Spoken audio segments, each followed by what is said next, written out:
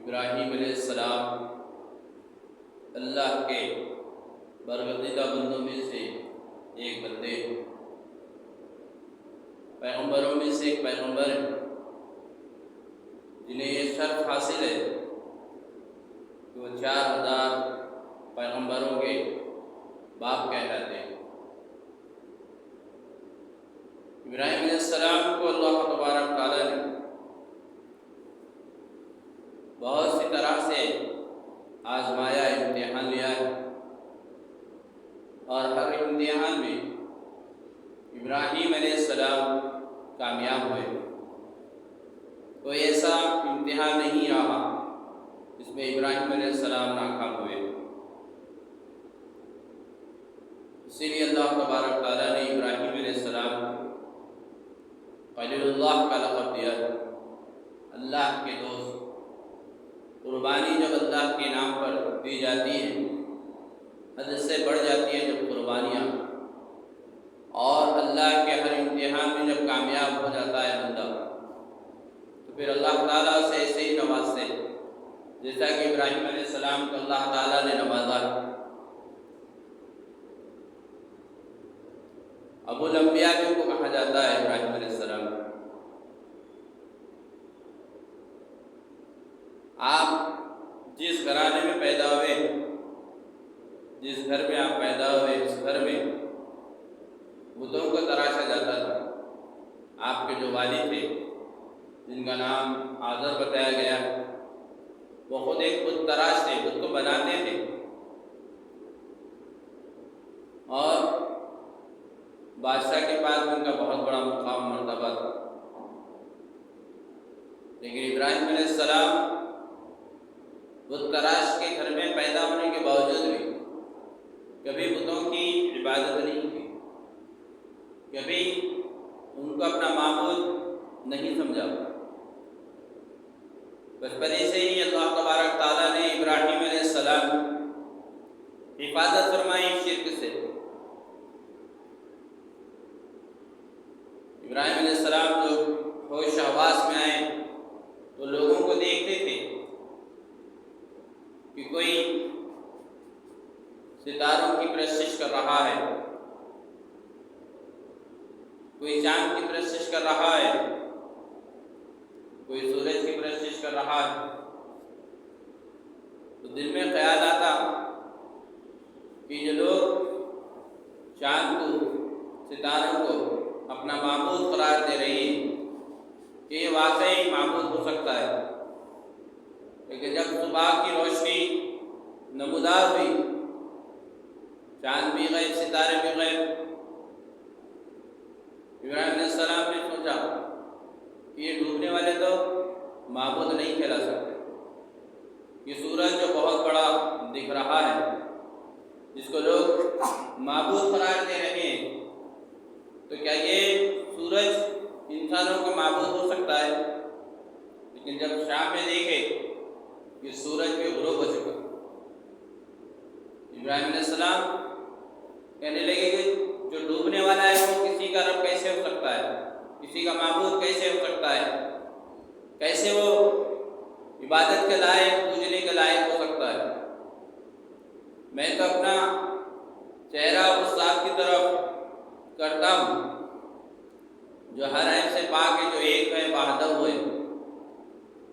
اللہ تعالیٰ نے بچپن سے ہی ابراہیم علیہ السلام کی حفاظت فرمائی شرک بدعت، شرک سے، گناہوں سے، اور آپ لوگوں کو تعلیم دیتے رہے اللہ کی ایک ہونے کی۔ لوگ آپ کی باتوں سے متاثر نہیں ہوتے، بلکہ آپ کو برا بھلا کرتے، آپ کے والد سے آپ کی شکایت کرتے،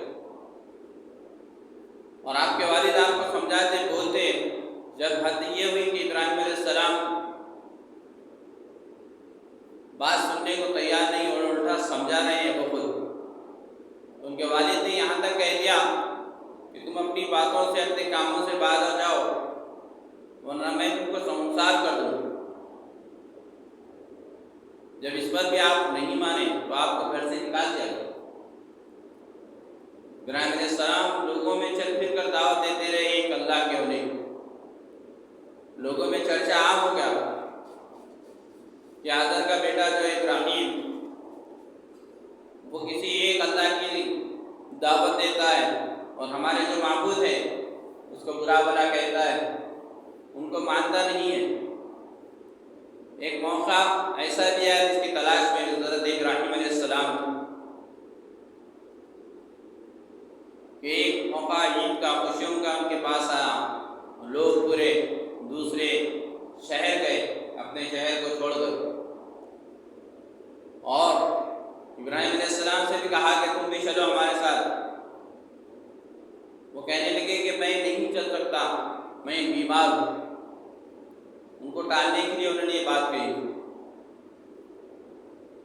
اور جب سب لوگ چلے گئے، ابراہیم علیہ السلام بت خانے میں گئے جو لوگوں کا عبادت گاہ تھا، وہاں پر طرح طرح کے بت موجود تھے۔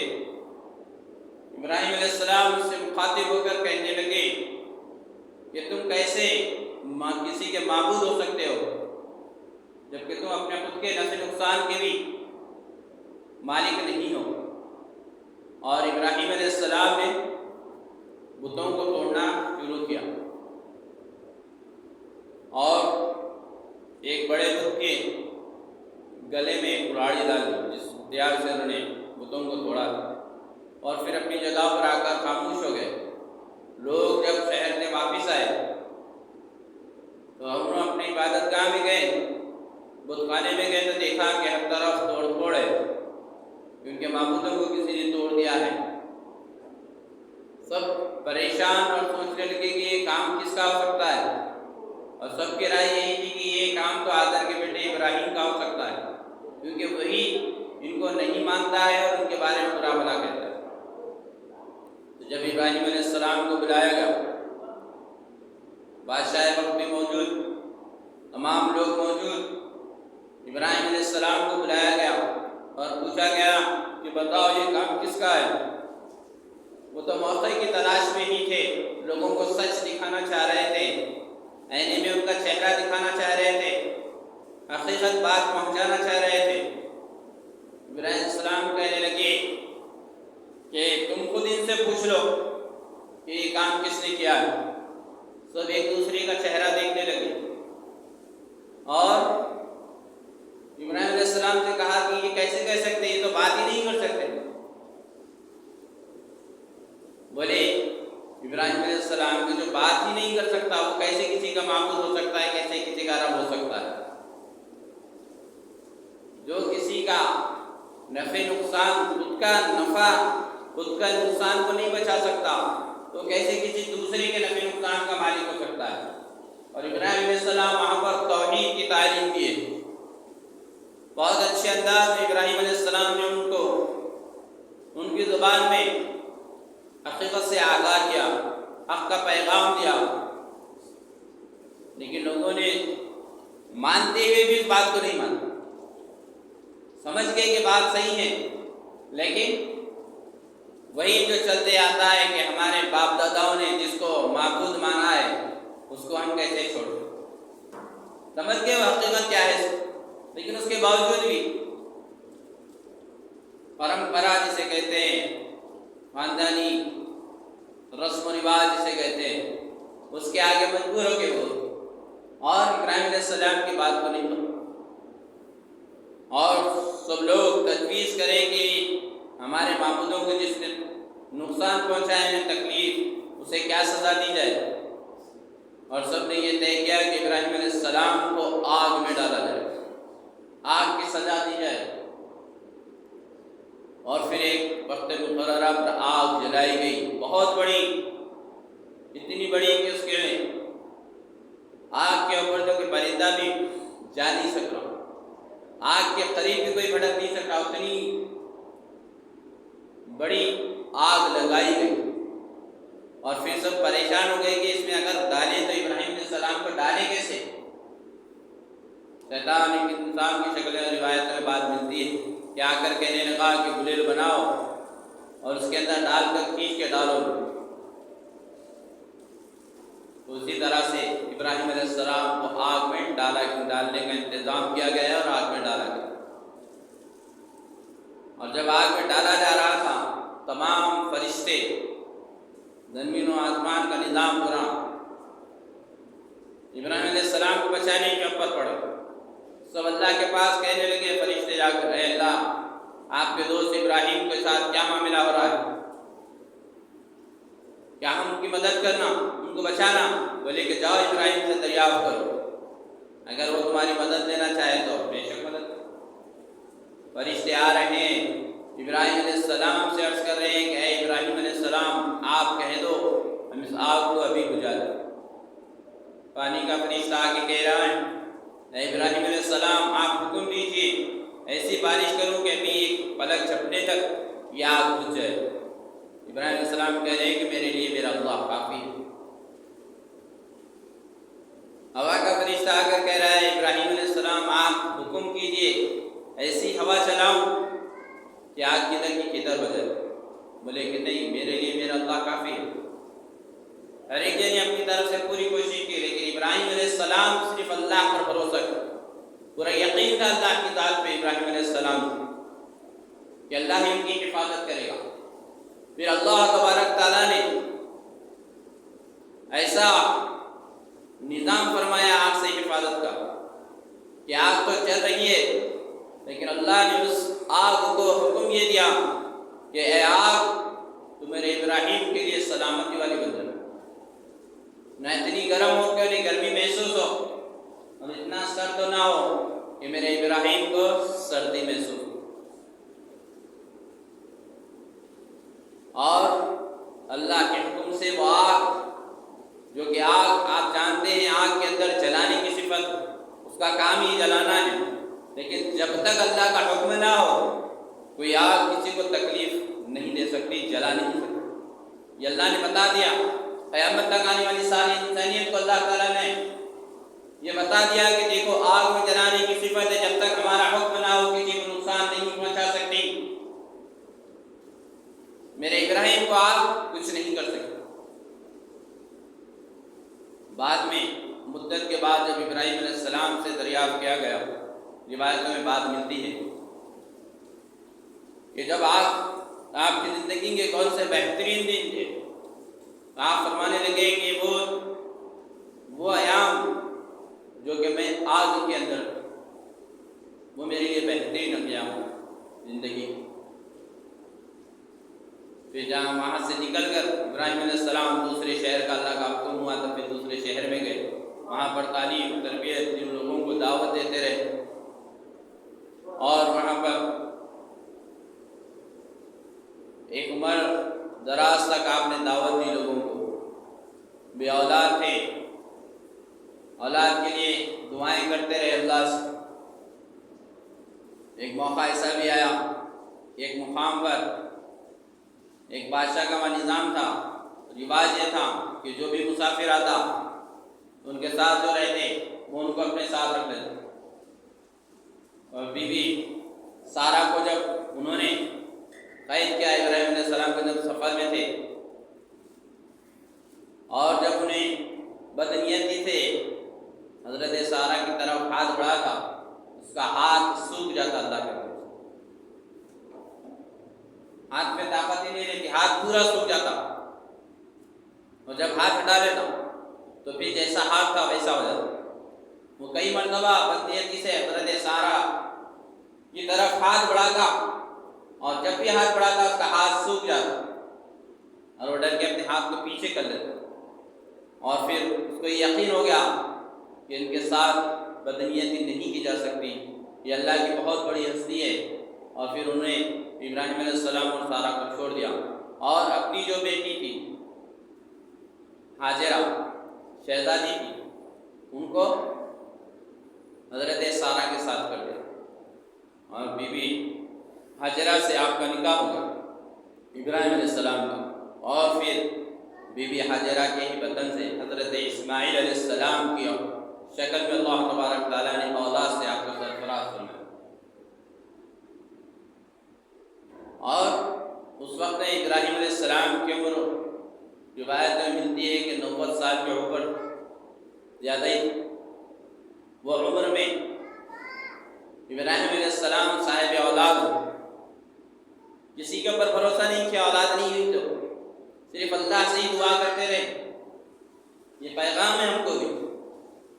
ہم ایسا نکاح ہوتا ہے، سال 2 سال ہوتے ہیں، 4 سال ہوتے ہیں، اگر اولاد نہیں ہوتی ہے تو لوگ پریشان ہو جاتے ہیں، امکن جاتے ہیں غیر اللہ کے پاس جا کے شکوے شکایتیں کرتے ہیں، منتیں سماجتیں کرتے ہیں، شرک کرتے ہیں اللہ کے ذات میں، اور یہ سمجھتے ہیں کہ یہاں پر جانے سے اولاد ہو جاتی ہے، یہاں پر جانے سے اولاد ہو جاتی ہے۔ ایسا نہیں ہے۔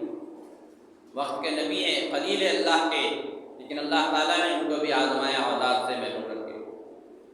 بڑھاپے کی عمر میں اللہ تبارک تعالیٰ نے آپ کو صاحب اولاد بنایا، جس سے سبق لینا ہے من۔ اگر اللہ نہ کرے کسی کو اولاد نہیں ہوئی تو اللہ سے ہی مانگنا ہے، بار بار مانگنا ہے، ہمیشہ مانگنا ہے جب تک نہ ہو جائے۔ اللہ سے ہی مانگنا ہے، اللہ پہ ہی بھروسہ رکھنا ہے، جیسا کہ ابراہیم علیہ السلام نے اللہ سے مانگا اور بھروسہ بھی اللہ ہی پر کیا، کسی دوسرے کے پاس نہیں گئے۔ یقین تھا اللہ کی ذات سے، ویسا یقین ہمارے اندر پیدا ہو، اس لیے ہم اللہ کی طرف رجوع ہو، اللہ سے مانگیں، کسی غیر سے نہ مانگیں۔ اور جب اللہ تبارک تعالیٰ نے بی بی حاجرہ کے بدن سے ابراہیم علیہ السلام کو صاحب اولاد بنایا، اسماعیل علیہ السلام عطا فرمایا، تھوڑے ہی دنوں میں ابراہیم علیہ السلام کو یہ حکم دیا گیا کہ بی بی حاجرہ اور اس معصوم سے بچے کو، جو کہ بڑی منتوں، سماجتوں، دعاؤں سے عرصے کے بعد میں اولاد ہوئی تھی، اس اولاد کو مکے کی وادیوں میں چھوڑ کر آیا جائے۔ بی بی حاجرہ کو لے کر آپ کئی دنوں کا سفر طے کر کے مکے کی وادیوں میں گئے، ایسی وادی کہ جہاں پر کوئی انسان تو انسان، پرندے کی شکل میں بھی کوئی نہیں تھا، چاروں طرف صرف پہاڑیاں تھیں مکے، وہ بھی کالے، ویسے مقام پر غیر آباد جگہ پر، نہ زندگی کی کوئی آثار جینے کے۔ اللہ کے حکم سے بی بی حاجرہ اور اپنے لخت جگر کو چھوڑ کر جب واپس ہونے لگے، بی بی حاجرہ فرمانے لگی کہ آپ یہاں پر ہمیں چھوڑ کر جا رہے ہیں، آپ کچھ نہیں بولے، چلتے جا رہے ہیں۔ بی بی حاجرہ آپ کے ساتھ چل رہی ہیں پیچھے پیچھے۔ قریب 3 دن کا سفر طے کرنے کے بعد بی بی حاجرہ کو یہ خیال آیا کہ یہ اللہ کے پیغمبر ہے، شاید ان کو اللہ کا حکم یہی ہوا ہے۔ تو وہ ابراہیم علیہ السلام سے فرمانے لگی کہ آپ کو اللہ نے یہ حکم دیا کہ ہمیں یہاں چھوڑے، تو آپ نے سر ہلا کر جواب دیا۔ تو فرمانے لگی کہ تو جائیے آپ، اللہ ہمیں ضائع نہیں کرے گا۔ کیسا ایمان تھا بی بی حاجرہ کا، کیسا ایمان بی بی حاجرہ کا، ایک ایسی جگہ پر جہاں پر زندگی کی کوئی آثار ہی نہیں ہے، انسان تو انسان، کوئی چرندے پرندے کیڑے مکوڑوں کی بھی کوئی وہاں پر شکل و صورت ہی نہیں ہے، غیر آباد جگہ، ویران جگہ، پہاڑیوں کی جگہ۔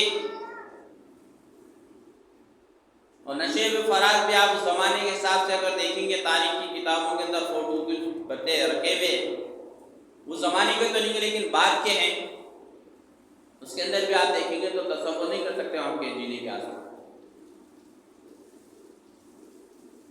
اس جگہ پہ آپ نے اللہ کے حکم سے بی بی حاجرہ اور معصوم بچے کو چھوڑ کر چلے گئے۔ تھوڑا سا جو سفر میں کھانے پینے کی جو چیزیں تھیں وہ ختم ہو چکی، پانی تک ختم ہو چکا، پینے کے لیے پانی تک نہیں ہے۔ اسماعیل علیہ السلام تڑپ رہے ہیں پانی کے لیے، ماں کا دل کلیجہ تڑپ رہا ہے بچے کی تڑپ کو دیکھ کر۔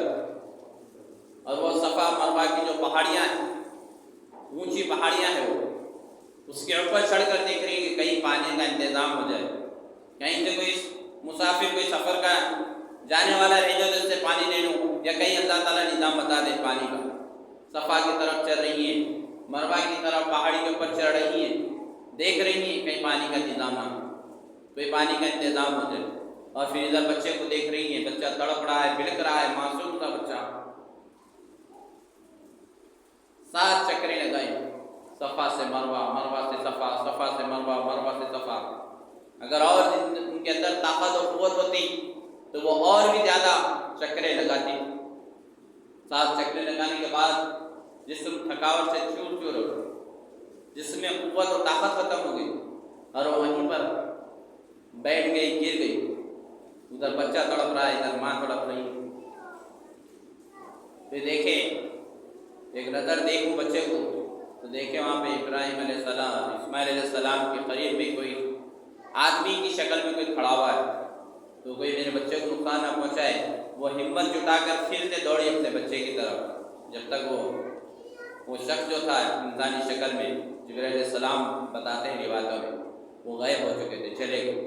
اور جب ابراہیم اسماعیل علیہ السلام کے قریب آ کر دیکھی تو جس جگہ پہ آپ پیاس سے تڑپ کر ایڑیاں لگڑ رہے تھے، اللہ نے ایسا نظام بنایا کہ وہ ایڑیاں جس جگہ پر لگڑ رہے تھے وہاں سے اللہ تعالیٰ نے پانی کا نظام، پانی کے چشمے کو اللہ تعالیٰ نے جاری فرما دیا. اور ایسا جاری فرمایا کہ آج تک بھی وہ کبھی سوکھا نہیں، اور قیامت تک بھی انشاءاللہ کبھی سوکھے گا نہیں. پانی جب جو بھی برتن ان کے پاس تھا وہ بھر لیے، پانی اور بہتے جا رہا تھا تو اس کو کٹا سا بنائے اور فرمانے لگے زمزم رک جا. زمزم کے معنی عربی میں رک جا کے، تو پانی جو حدوں کو توڑ کے بہہ جا رہا تو اس وقت بی بی حاجرہ نے فرمایا زمزم، تو رک جا. تو پانی وہاں پر رک گیا ہوتے کٹے کے اندر. اور وہ جب سے اب تک پانی جاری کا ساری جتنا بھی نکالتے رہتے پانی آتے ہیں. ساری دنیا میں سیلاب ہوتا ہے پانی الحمدللہ، حاجی جاتے ہیں استعمال کرتے ہیں وہاں پر بھی، اور اپنے اپنے ملکوں کو، اپنے اپنے شہروں کو، اپنے گھروں کو لاتے ہیں. خاندانوں میں بھی دوست احباب میں تقسیم کرتے ہیں برکت. لیکن آج تک الحمدللہ پانی کبھی کم نہیں ہوا، کبھی پانی رکا نہیں، جب سے اب تک وہ جاری کا جاری. میرے بھائی بزرگوں دوستوں، قربانیاں دیتے ہیں، امتحانات دیتے ہیں تو اللہ کے قریب تر ہوتا رہتا ہے. جتنی اس کی آزمائش ہوتی ہے، جتنا وہ آزمائش میں پختہ ہوتا ہے، امتحان صحیح دیتا ہے، اتنا زیادہ اللہ تعالیٰ اس کو نوازتے ہیں. پچھوڑے بڑے ہوئے وہاں پر دیکھیں، لوگ بولتے سے وہاں سے سفر کو جاتے تھے لوگ، تو چرندے پرندوں کو وہاں پر جو غیر آباد جگہ تھی وہاں پر پرندوں کو دیکھا گیا. تو مسافر جو سفر میں جا رہے تھے قافلے، وہ کہنے لگے کہ یہاں پر کچھ نظام ہو سکتا ہے یا زندگی کی کچھ رمق دکھ رہی ہے کہ یہاں پر پرندے چل رہے ہیں، لہذا وہ لوگ وہاں پر آئیں. اور پھر وہاں پر بی بی حاجرہ سے اجازت لے کر وہاں پر رکنا شروع کیے، اور پھر وہاں سے وہ مکے کی جو آبادی ہے وہ بڑھنے لگی. مکہ شہر آباد ہوا وہاں، جب تک شہر کا نام و نشان بھی نہیں ملے، کوئی زندگی نہیں تھی وہاں پر. لیکن جیسے ہی قربانی دی ہے حاجرہ، بی بی حاجرہ اور اسماعیل علیہ السلام اور ابراہیم علیہ السلام، اللہ نے اس کو دنیا کے رونق بنا دیا. میرے بھائی اور دوستوں، ہم کو بھی اللہ کے ہر امتحان کے لیے تیار رہنا ہے، اللہ کے حکم کو پورا کرنا ہے.